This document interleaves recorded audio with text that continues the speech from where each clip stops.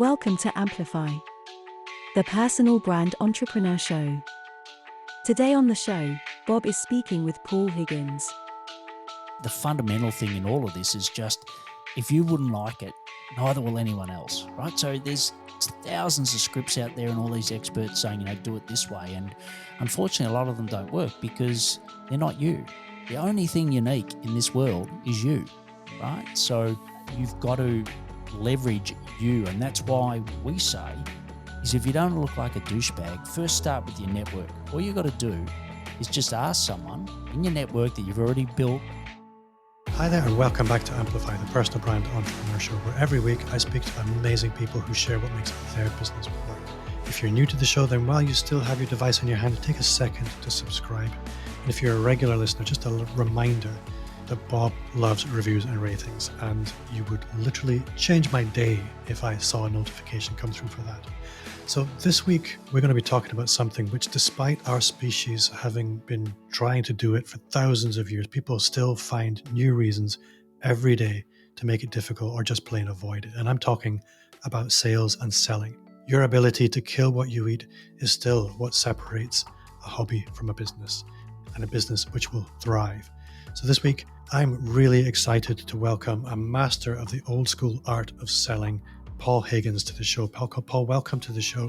Thanks, Bob. Great to be here, and thanks for everyone listening. So I am really excited to have you here, and it's important for me to maybe qualify a little bit what I said for the listener, that although you're sort of well-grounded in sales, you're not an old-fashioned sales professional by any means.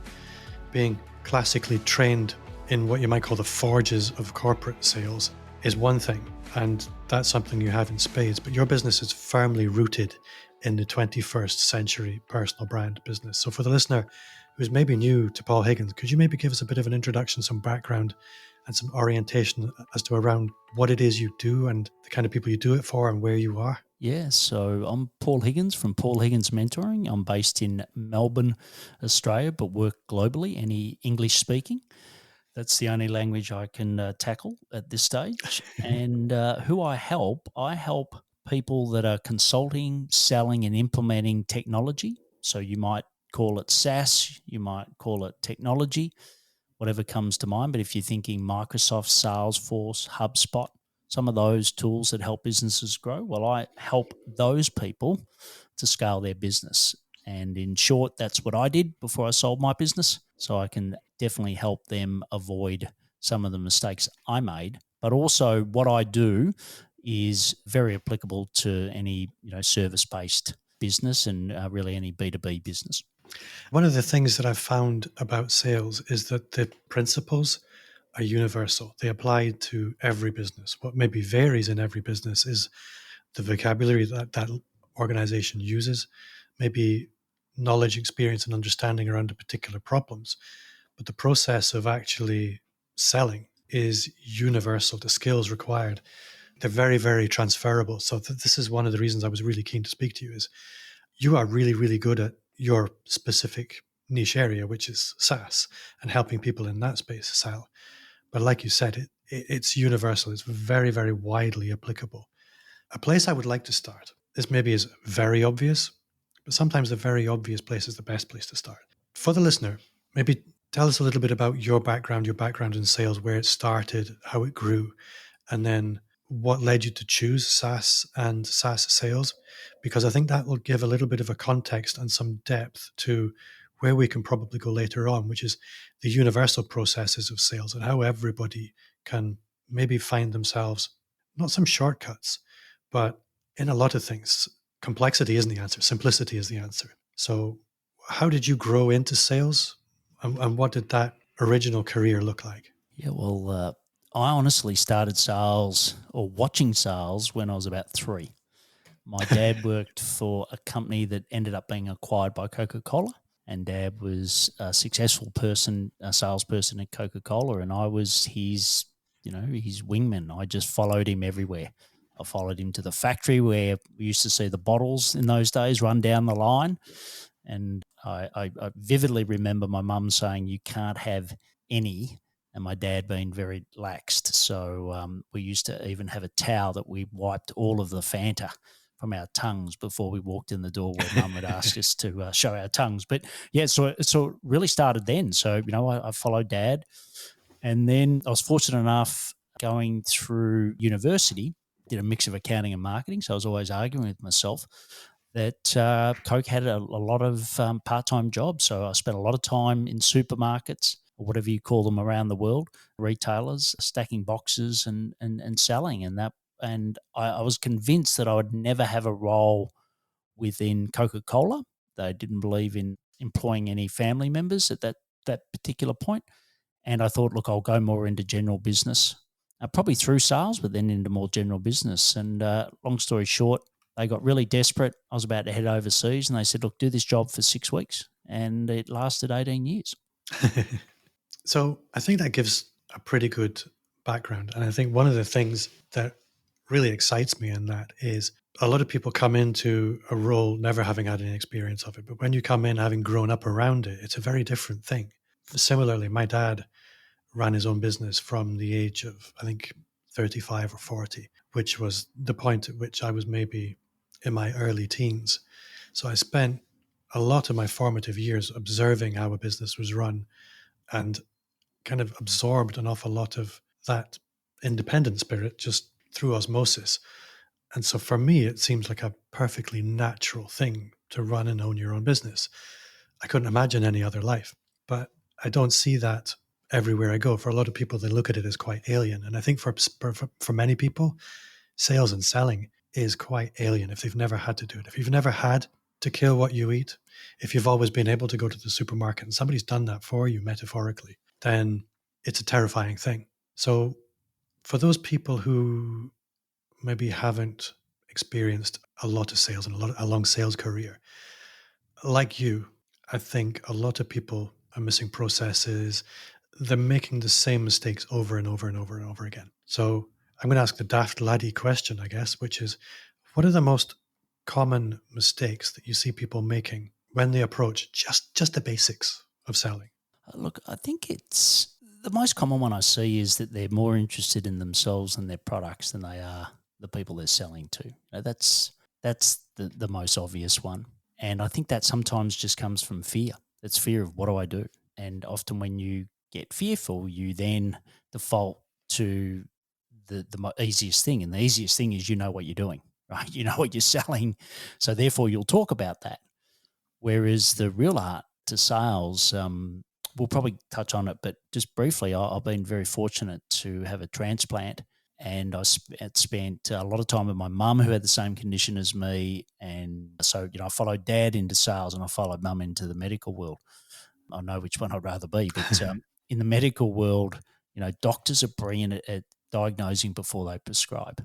And that's something that I was very fortunate, as you talk about. If I talk about my parents, my dad had polio, really didn't do any schooling. So all he knew was to talk, right? And Dad's just a guy that everyone loves. Everyone loves Joey. He's great fun to be around, a real comedian, and just everyone falls in love with him.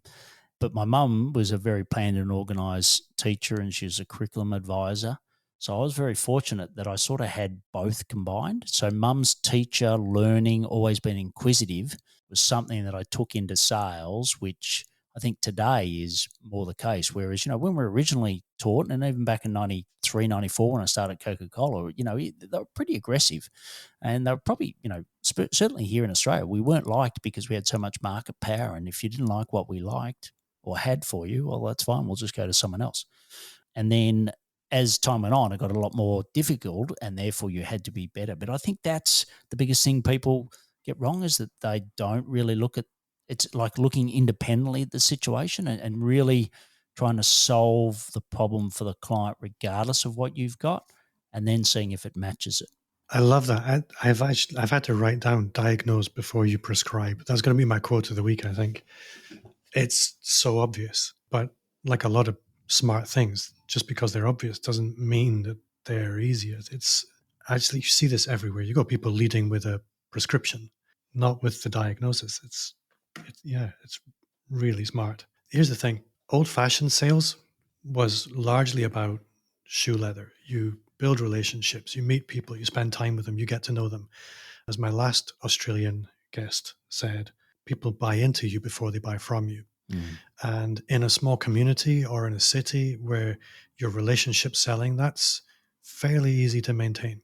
Where you're doing business globally, or where you're in a very specific niche where there maybe are only a handful of people in your local area who fit that bill, you have to go wider. And when you go wider, your shoe leather's not going to cut it anymore.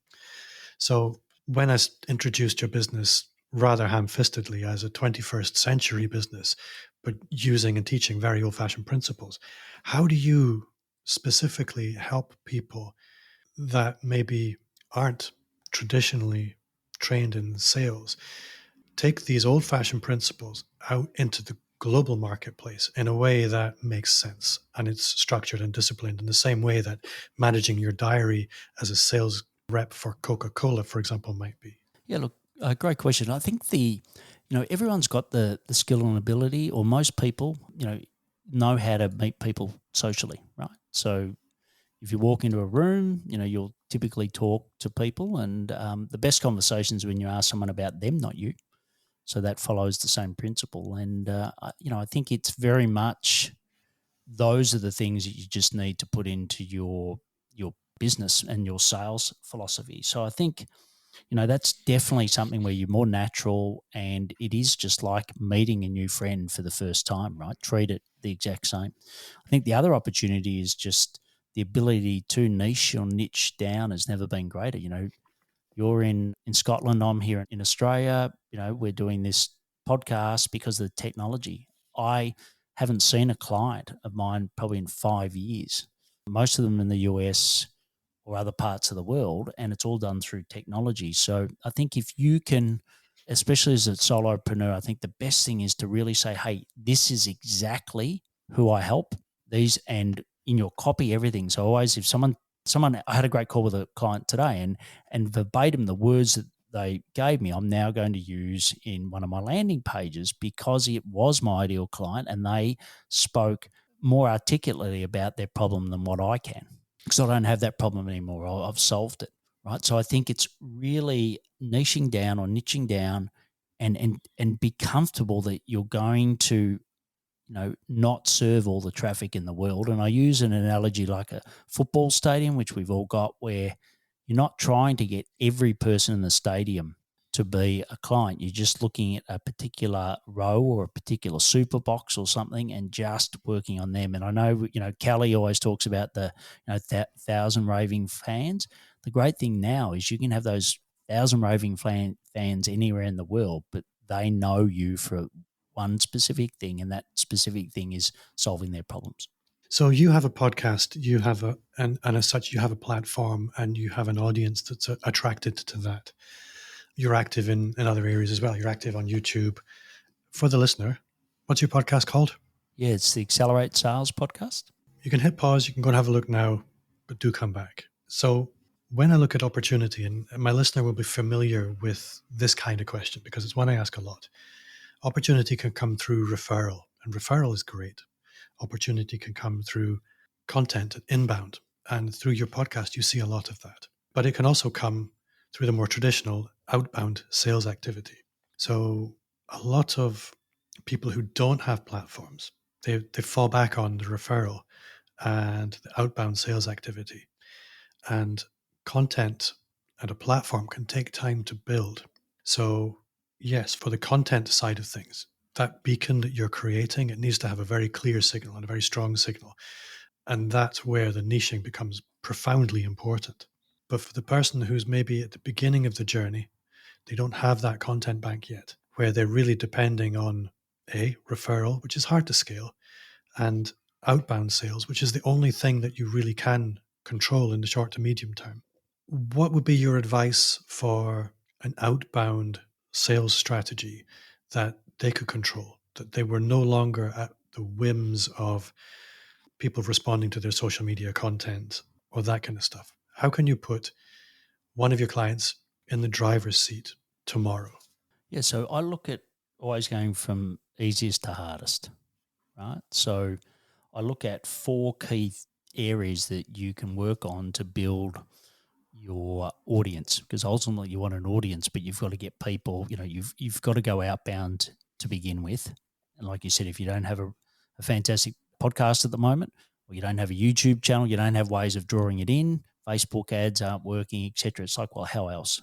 So quickly, the four are your network, your first connections on LinkedIn, your clients' connections on LinkedIn, and then the fourth one is your second and third connections on LinkedIn. So with all my clients, we go from left to right. If you're drawing it up on a bit of paper at the moment, so on the left, you'd have network, then connections, then clients connections, and then on the far right would be second and third connections. And basically we have steps in each of those so that you can go from people that know you and the warmest to the coldest.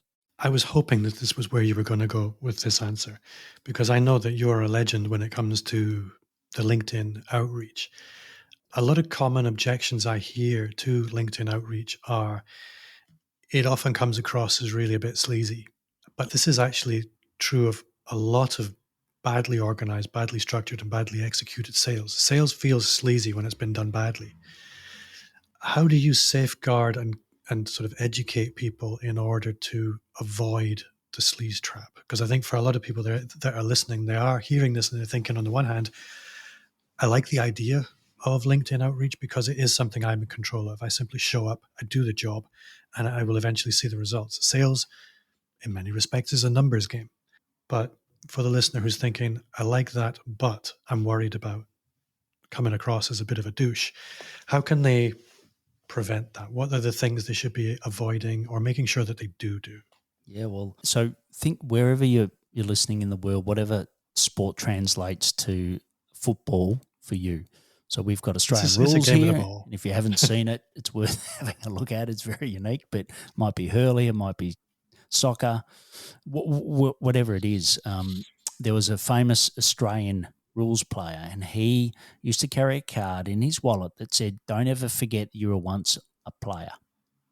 Right. So as a coach, that's what he kept reminding himself of. And I think the fundamental thing in all of this is just if you wouldn't like it, neither will anyone else, right? So there's thousands of scripts out there and all these experts saying, do it this way. And unfortunately, a lot of them don't work because they're not you.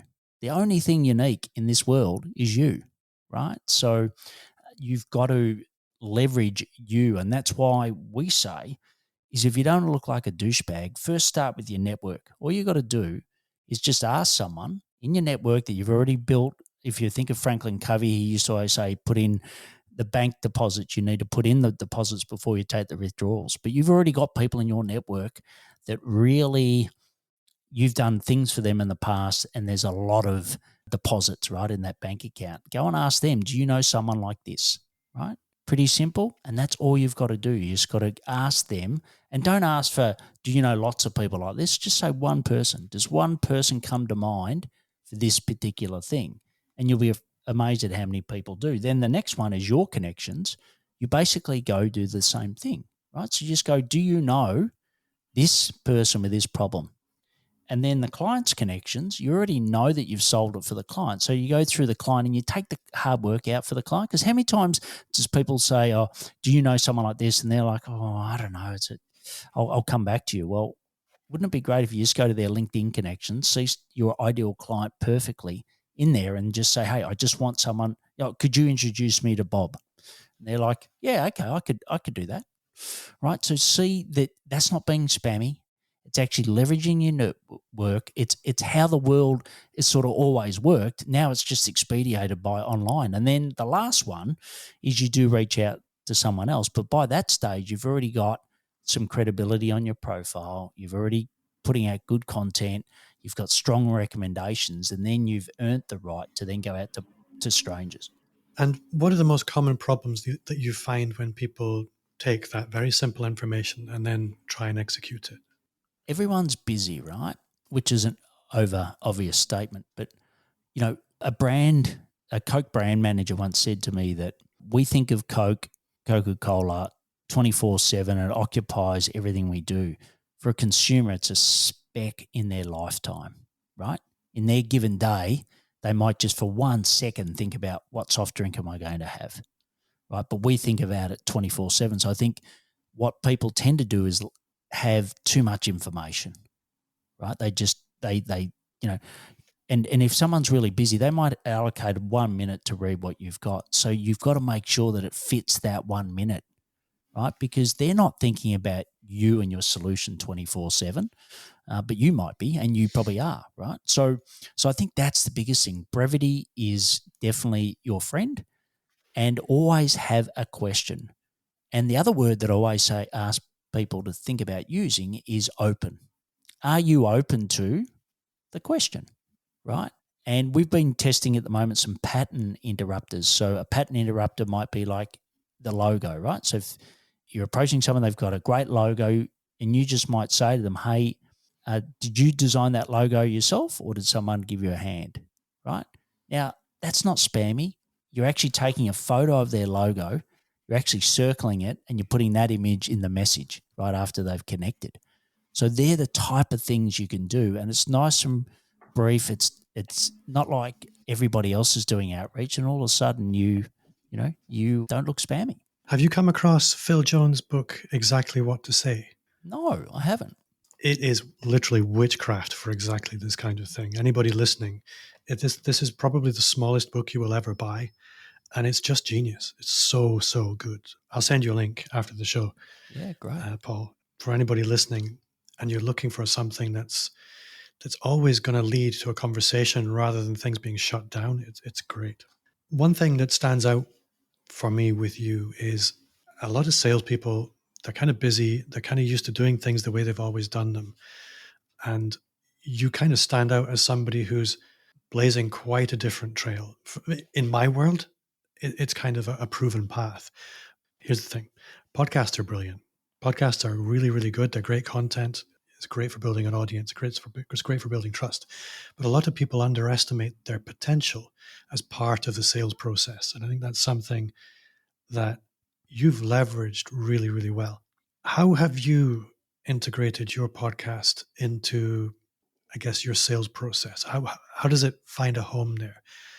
I guess I'm hoping you can understand the question I'm trying to ask. No. I'm kind of not quite getting No, I right. completely understand. So there's probably 3 key ways. So one is that obviously people listen to it and approach me.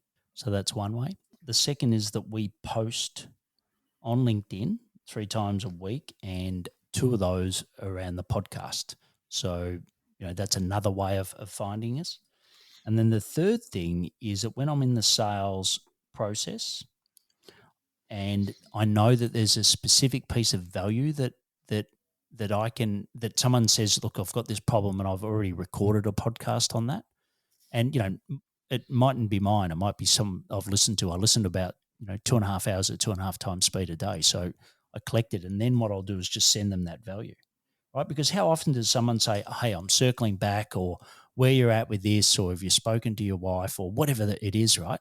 And people know why you're reaching out. You don't need to make it that obvious. But if you gave them a little snippet of value, like a segment of your podcast, or say, hey, I covered what you said in our call, this is something for you, then, that's building that like, know, and trust you. And, that's what I do. And also, if there's someone that, I might have had an encounter with, whenever it is, if I hear a podcast and I think, oh, gee, that'd be perfect for them, or I create one, I think that'd be perfect for them, I send it to them as well. So they're the 3 ways. They find me through listening, with whether it's my YouTube channel or through whatever device they're on. The second is around the post where we provide it on LinkedIn. And then the third way is using it in the sales process to add value. I think this is something that I find so often, that success leaves clues. And one of those clues is that community is incredibly important to success. No person ever becomes successful as an isolated person, or there's always a community aspect to this. And what I mean by that is community in the wider sense. It's one-to-one relationships, but it's also about service and showing up for other people and bringing as much value as you can to as many people as you can. That is a clear success indicator, maybe a bit of a lag indicator sometimes, but it rarely goes unrewarded. But a lot of people try and shortcut that.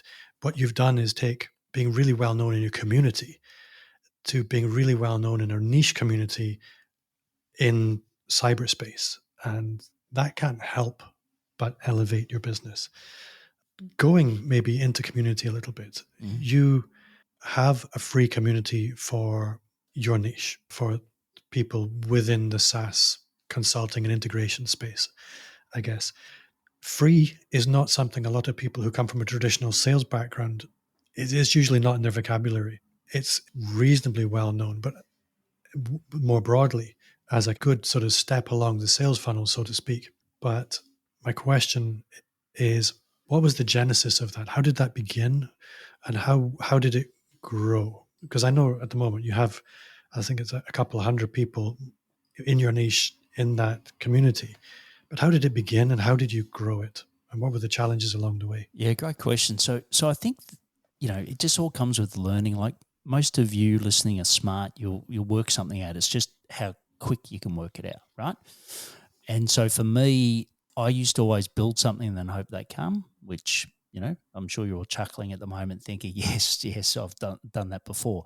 So this time around, I actually really said, okay, well, I'm going to build the audience first, right? And then I'm going to find out what they want and then provide it, which sounds so obvious, right? But it's a bit, it does take courage to do that, because I basically turned off some of my revenue.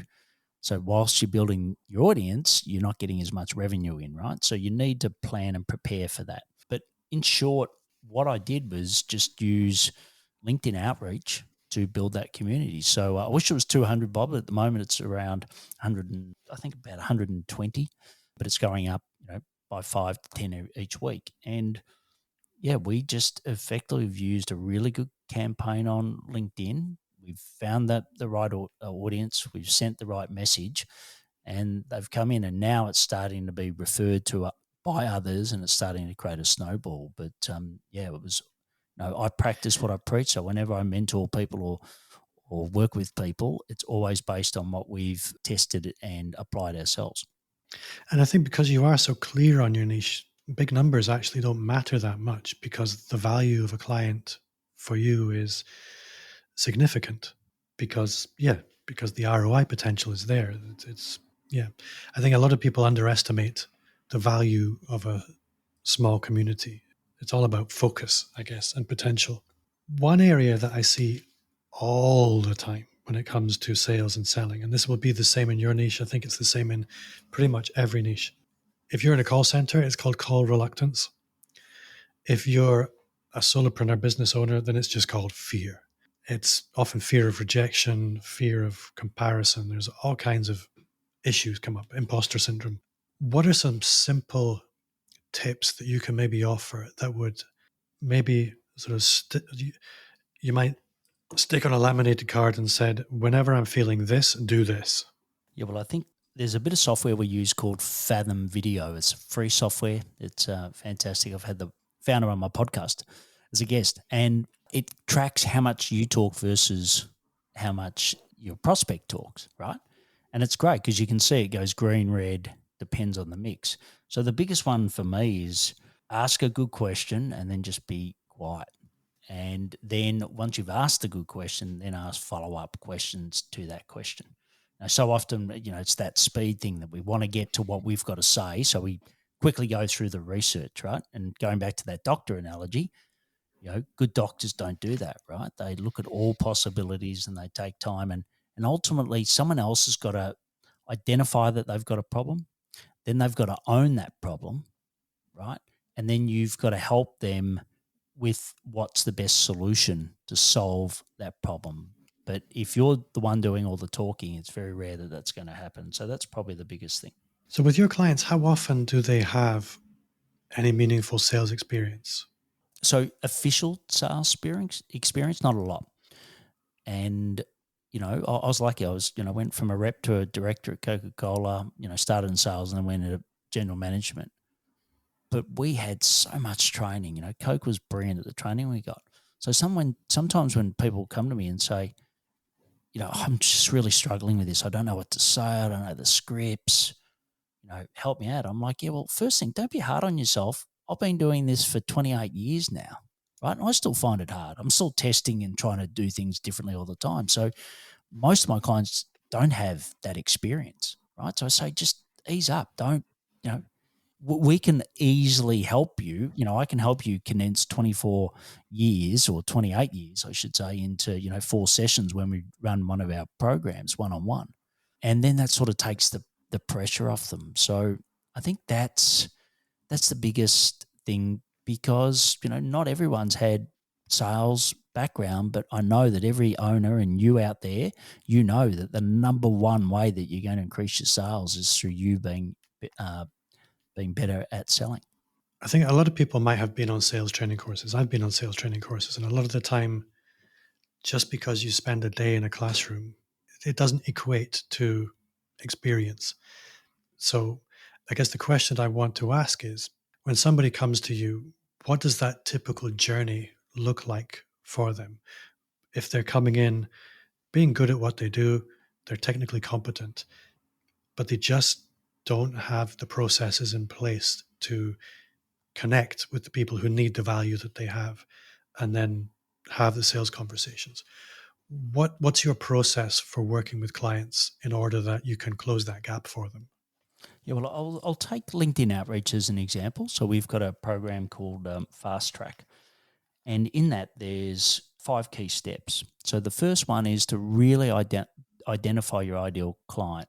So I call it an ICP, ideal client profile. And people say, yeah, I've done this before. I've done it with a marketing agency. I know this. And I'm like, okay, well, here's the way that I do it. Can you answer those questions? They're like, no. I'm like, okay, well, let's try this. And then the other thing is making sure that you've got evidence to back it up. Because most people, I'm fortunate that I'm helping who I was, but that doesn't mean that I'm the exact same as someone else that's in my industry, right? It can be very different. So, I was lucky because I had so much sales experience, but some people have got none. So I can't just assume that everyone knows what I know, as an example. And therefore I'd miss a lot of the pain points that the ideal client's having. So that's number 1. 2 is then make sure your profile attracts those people. How often have you read someone's profile in 2 minutes and just thought, I've got no idea who you help and how you help them, right? It's just like a scratchy business card. So that's the second. The third is, what's the sales funnel that you want? So like you said, my sales funnel is into a community that's free. Then I've got a membership. Then I've got some other services. And then I've got one-on-one. So that's my sales funnel. But what's it going to be? Is it into a community? Is it going to be into a call? Like, what's that look like? And what are your clients in that particular niche used to? And then the fourth one is, okay, well, what are the scripts then that's going to best attract them? And I gave you some examples before, so you can just go back and to listen to that section again around, pattern interrupters and the word open, etc. And then the fifth thing is, okay, you've got it, you've got this all done, you've tested it manually, it's working. Then the fifth thing is, how do we use some technology to expedite it, right? So there's certain tools that we use which help you as a solopreneur or someone that doesn't have a big team be seen everywhere. So it's your words, etc., but it just makes it easy. Now, a lot of people go, oh, tools, automation, LinkedIn, I don't want my account banned. And I completely get that. But if you're just replicating what you do manually yourself and you're not doing any of those black hat techniques, I think there's a very low chance of you being suspended.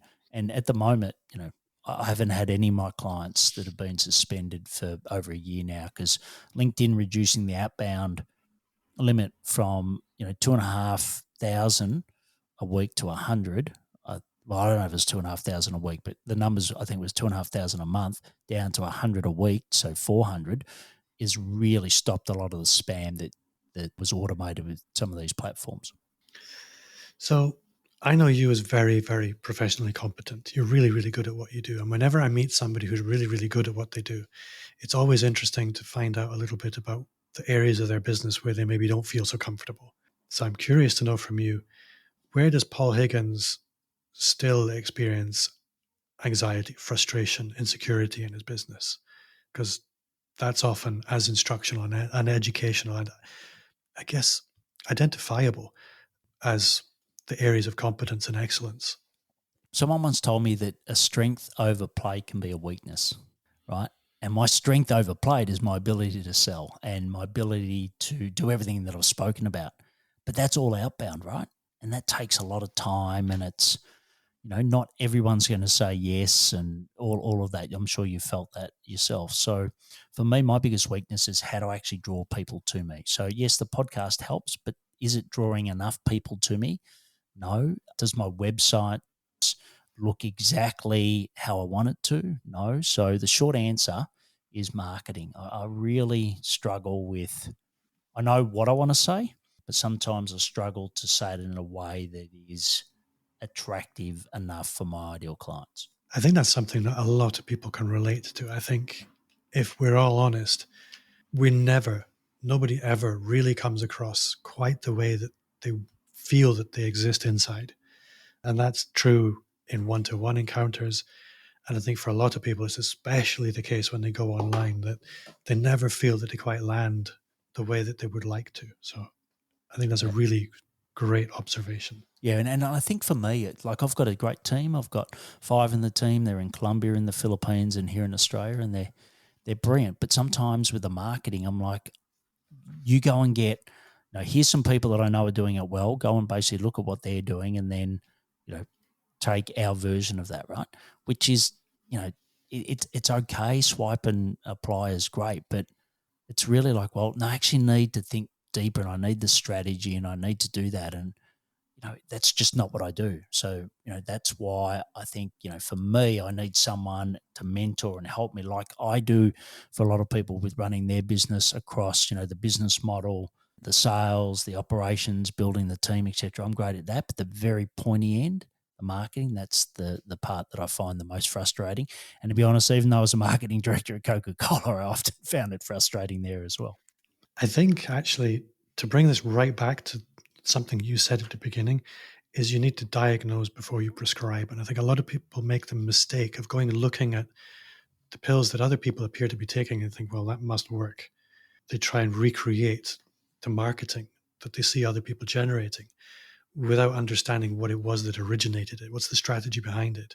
They're recreating tactics rather than strategy. So I think you're absolutely right to identify what is it that's the right thing for me to be doing, me to be putting out, and not simply try and do what everybody else seems to do. Because the truth is, when it comes to marketing, most people are flailing. They don't have a strategy. It's just noise for the sake of noise. And that doesn't serve anyone. So for the listener who's maybe thinking, that Paul Higgins, I like the sound of that. LinkedIn outreach for me has got so much potential if it's done well. How can people find out more about you? How can they connect with you? How would you like people to take action? Yeah, well, look, the easiest way is to go to paulhigginsmentoring.com. And some people ask me, is that got an E in it? And the answer is no. So Higgins is all I's, no E's.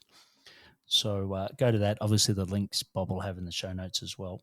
The other area is the Accelerate Sales podcast. So go and have a listen to that. Because like I said, I'm very specific on who I target, but the lessons are for anyone in B2B sales. And the last one is I do have a program called Fast Track that I mentioned earlier. So you can either just go to the services page at paulhigginsmentoring.com, or you can go straight to paulhigginsmentoring.com/fast track. And I hope you will. So, Paul, I need to end with a question. It's the question I try and remember to ask everybody. I haven't forgotten for a long time now, but it's, what's one thing you do now that you wish had started 5 years ago? Well, in general life, I wish I had a golf coach earlier, but we'll put that aside. 5 years ago, I wish I had been doing more video and YouTube. I was always. I think COVID has just been brilliant because it's made it a lot more natural, right? But I used to always look at the camera, get petrified. Now, the easiest thing I've done is set the camera up. So I've got an app which turns the camera on, all my lights on, and I can record at any time, and I just sit and record, and that's made it so much more accessible. So 5 years ago, I made it like it was shooting a home movie, right? Whereas now it's a lot easier, and I wish I had started my YouTube channel a lot easier. that's probably the biggest thing. Yeah, the golf, I really can't empathize. I'm not a big golf person, but I think if there's Thanks anything for you inventing enjoy, it anyway. anything you enjoy, if you get a coach, you'll enjoy more. Absolutely. And with video, you are absolutely right. Video, for me, I think is the number one life skill because it opens the gate to creating connection in ways that nothing else really can.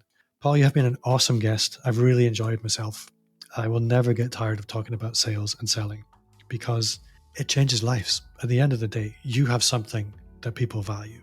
There's a need out there. And if you can find ways to bridge that gap between the need and the value, you can change lives. And at the end of the day, anything you're selling, it's about transformation. It's about change. It's about getting people closer to what they need and what they want. So thank you so much for your time.